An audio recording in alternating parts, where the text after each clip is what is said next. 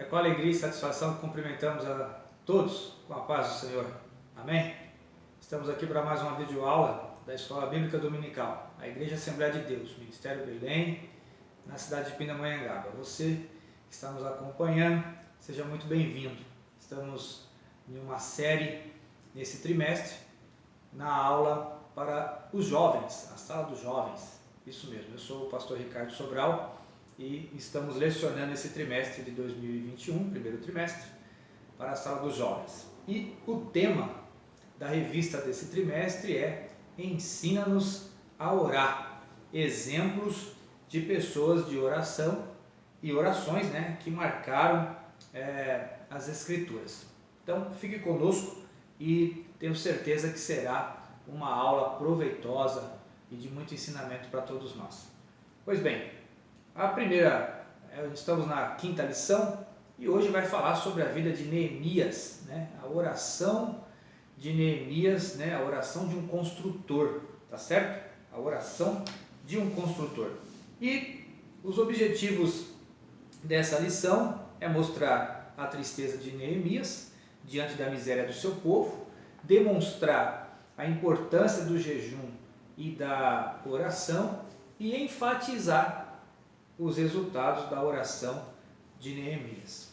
Vamos começar lendo primeiramente o texto do dia, que diz assim: estejam, pois, atentos os teus ouvidos e os teus olhos abertos para ouvires a oração do teu servo, que hoje faço perante ti de dia e de noite pelos filhos de Israel, teus servos. Isso está registrado em Neemias, capítulo 1, verso de número 6.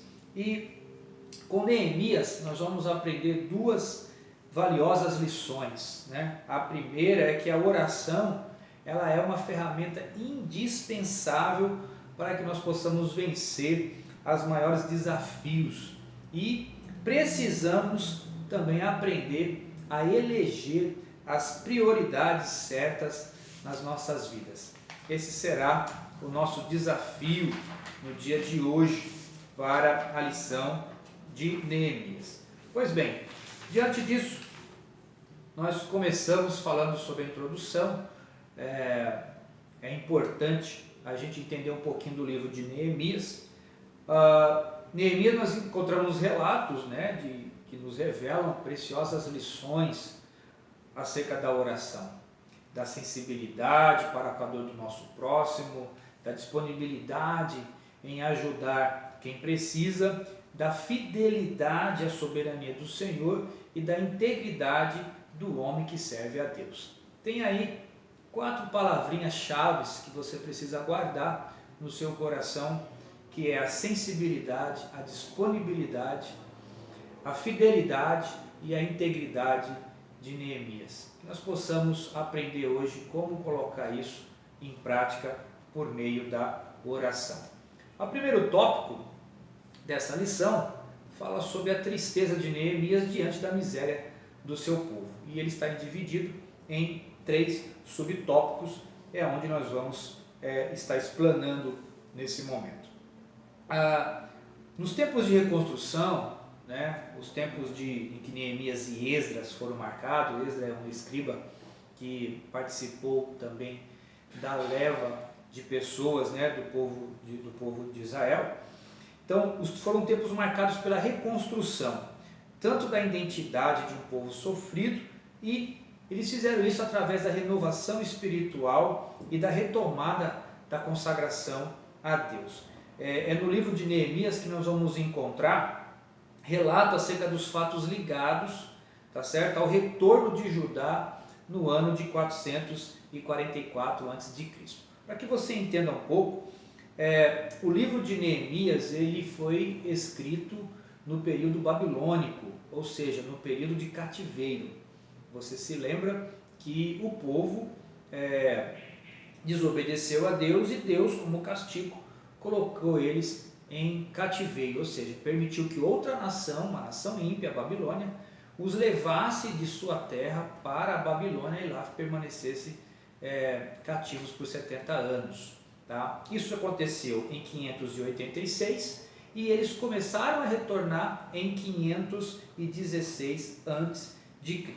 É muito provável, segundo os estudiosos, que Neemias nasceu no cativeiro, ou seja, nasceu na Babilônia.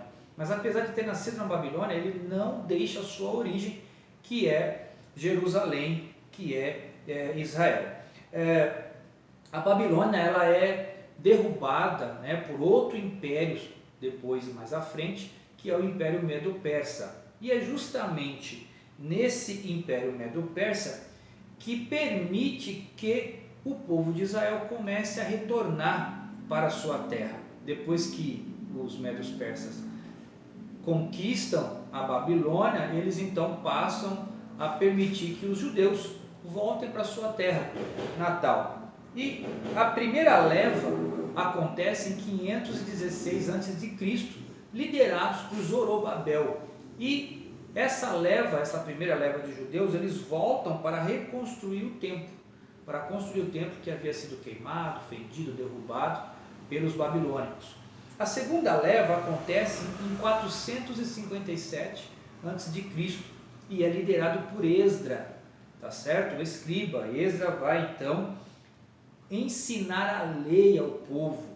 Então eles reconstroem o templo, depois o Esdras vem para ensinar a lei com mais uma leva de povos, tá certo? E a terceira e última leva acontece por meio de Neemias, em 444 a.C. E Neemias volta então para reconstruir os muros de Jerusalém. E essa história ela começa quando o povo Judá, né, que é levado cativo, ele passa a viver períodos mais tristes da sua história. Tanto é que Neemias relata isso, no verso de número 3, dizendo: os restantes que não foram levados para o cativeiro, ou seja, o irmão de Neemias vem dizer isso a ele, os restantes que não foram levados para o cativeiro, lá na província, estão em grande miséria, em desprezo, e o muro de Jerusalém fendido, suas portas queimadas, ou seja, Jerusalém estava destruída. E o povo, vendo isso, ficou em Judá cada vez mais humilhado, explorado, ameaçado pelos povos vizinhos. E Neemias, ele olha isso e ele sente no coração que ele deve fazer alguma coisa. Ele então demonstra, né, uma sensibilidade a respeito daquilo, uma empatia a respeito dessa notícia, a respeito de Jerusalém. Aquilo mexe com ele, aquilo choca ele. E o nome Neemias, em hebraico, significa o Senhor tem compaixão, ou Yahvé tem compaixão. Ou seja, não só o nome dele é um nome que tem a ver com empatia, com sensibilidade, mas ele também dá exemplo, é um homem que deixa um exemplo que nos impressiona de como que se deve governar, né? Como se deve ser um governante, a pessoa que serve a Deus. A pessoa que serve a Deus, ela precisa ser uma pessoa sábia, uma pessoa corajosa, né? Uma pessoa com fé, uma pessoa sensível ao sofrimento do próximo, uma pessoa íntegra, uma pessoa determinada, uma pessoa justa, uma pessoa humilde. E Neemias vem nos revelar isso, não apenas pelo seu nome, mas também pelo seu caráter, pela sua conduta. Neemias, ele poderia ter pensado assim: bom, eu sou copeiro do rei, eu tenho a minha própria vida, tenho o meu próprio status, né? Eu estou gozando de conforto, de estabilidade, eu posso muito bem ficar aqui servindo ao rei e tudo certo. Mas não, a sensibilidade permite ele olhar as coisas que cercam e perceber os detalhes. A sensibilidade de Neemias leva o seu olhar mais adiante. E a empatia, né, lhe dá a ele capacidade para sentir a dor do outro, capacidade para se disponibilizar ao auxílio, para dar uma solução a quem está em sofrimento. Neemias, essas duas palavrinhas ficam pulsando dentro do seu coração: sensibilidade e empatia. O Senhor Jesus nos disse lá em Mateus 14 o seguinte, né? A palavra de Deus diz em Mateus 14 que Jesus ele vê uma grande multidão e diz que ele sente compaixão dessa grande multidão e ele quer fazer alguma coisa. ele deseja fazer algo e é onde ele vai fazer a multiplicação dos pães. Então essas duas características nós precisamos desenvolver na nossa vida cristã, que é a sensibilidade e a empatia. E nós vimos também, né, que nós vivemos em um mundo que agoniza. O nosso mundo também está assim, né, agonizando como era o povo de Israel na sua terra. Abandonada, alguns voltaram, as coisas não estavam como era antes, haviam outros povos, por exemplo, os samaritanos lá, tá certo? Então as multidões, né, vitimadas pelas pandemias, está muito semelhante a nós, ó. Multidões vitimadas por pandemias, epidemias, violência urbana, né, amargando índices assustadores na nossa sociedade, a miséria humana dilacerando vidas, os abismos socioeconômicos cada vez maiores, uma geração inteira vitimada por doença, por males, né, como a gente nunca viu em proporção tão grande como nós estamos vendo nesse momento, né, as últimas consequências.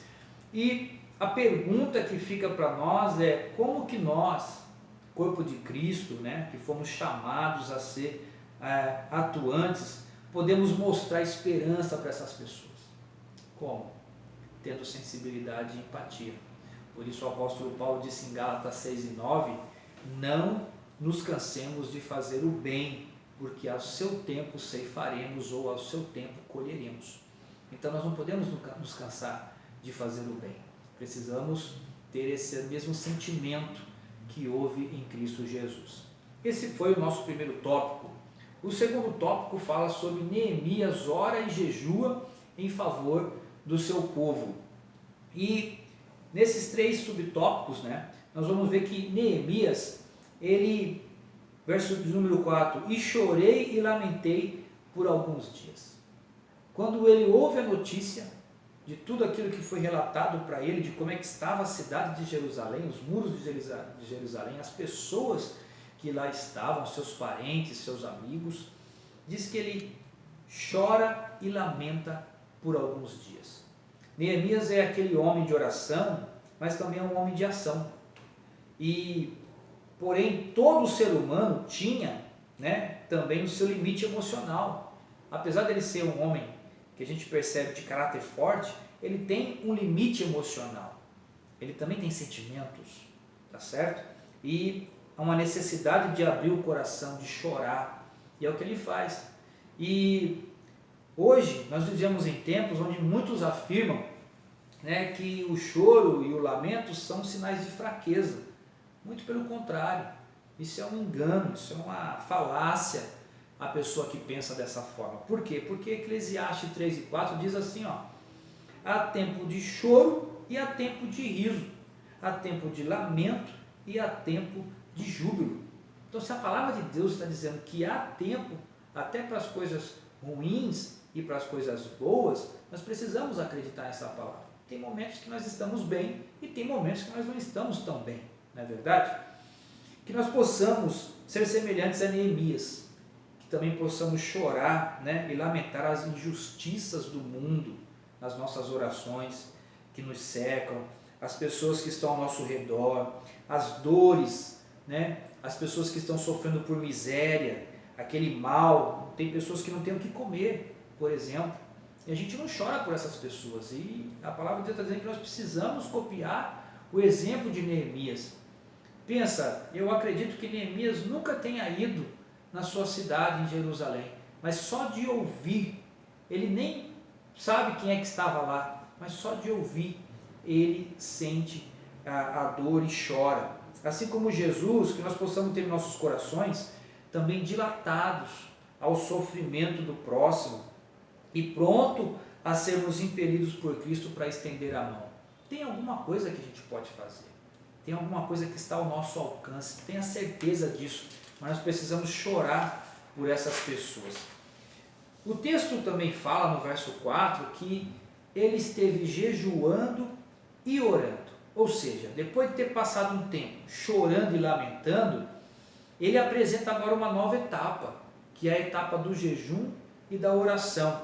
E a primeira reação, ela foi importante, mas ela tem que ter um pouco mais de validade determinada, né? Há pessoas na vida que choram, se lamentam, mas não chegam nunca a lugar nenhum.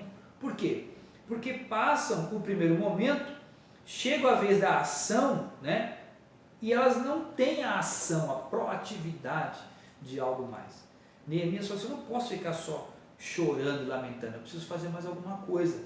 E o que ele faz? Ele vai sensibilizar a Deus agora. O jejum e a oração é um momento em que nós sensibilizamos mais um pouco a Deus. E por que o jejum?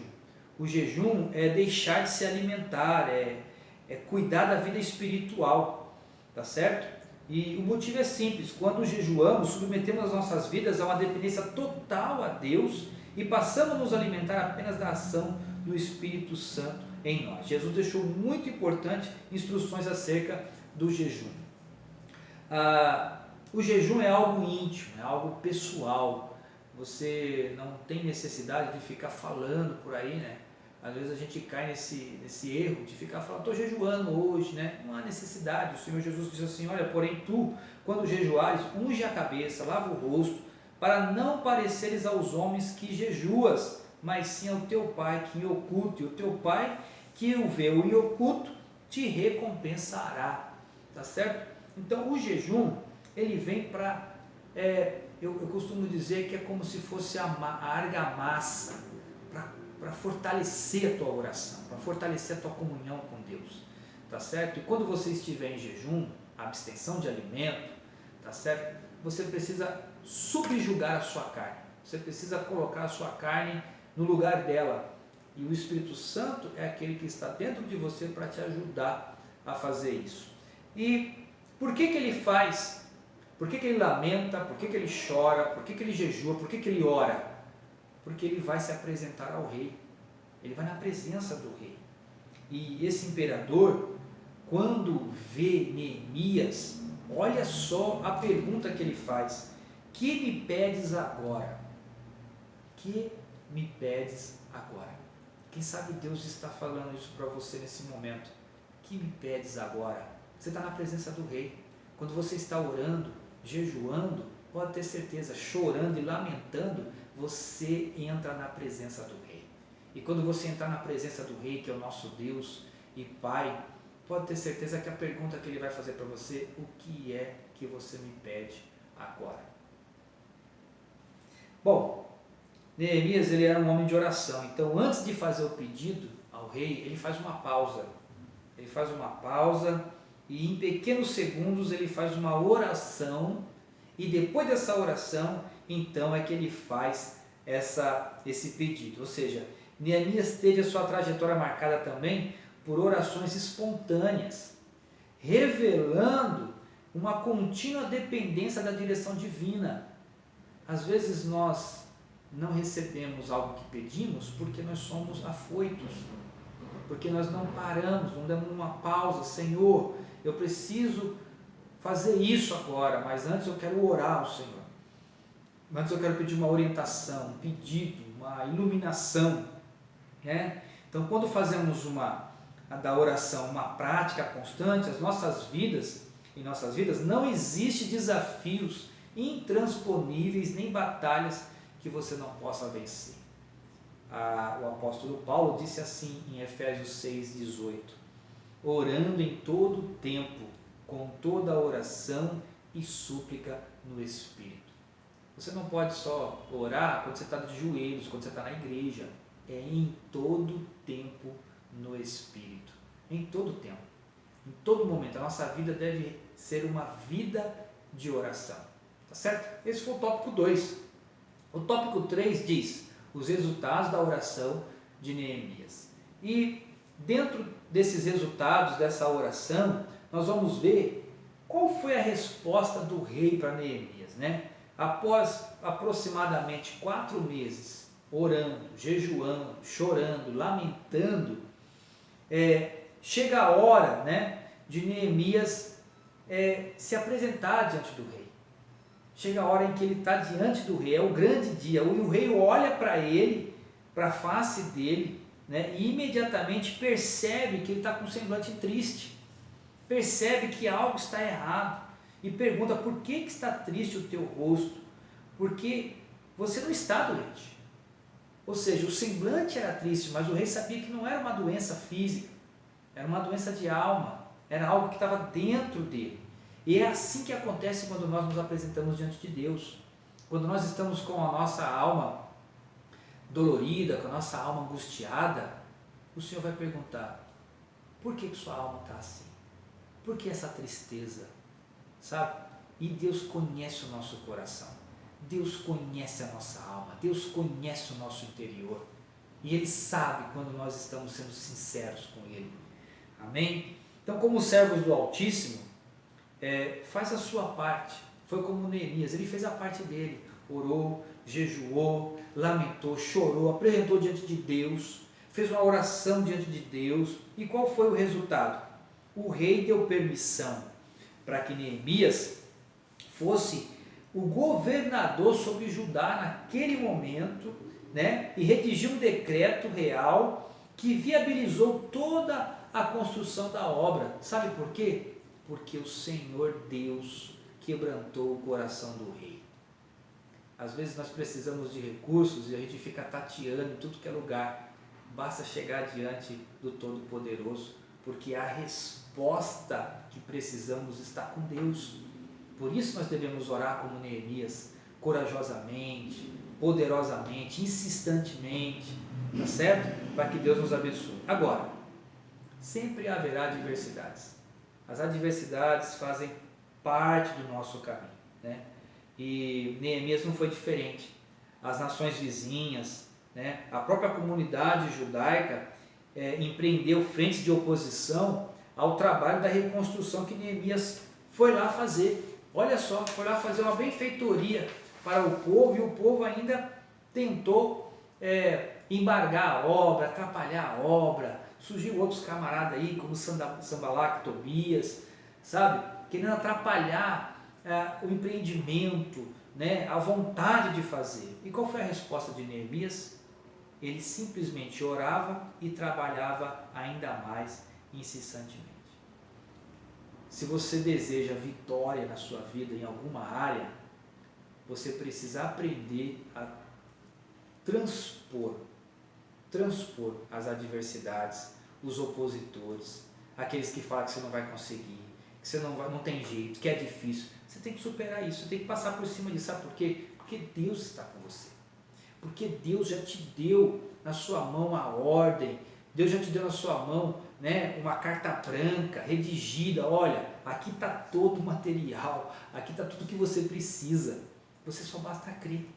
Precisa crer, agarrar nessa promessa, agarrar nessa palavra do Senhor e seguir adiante. Por quê?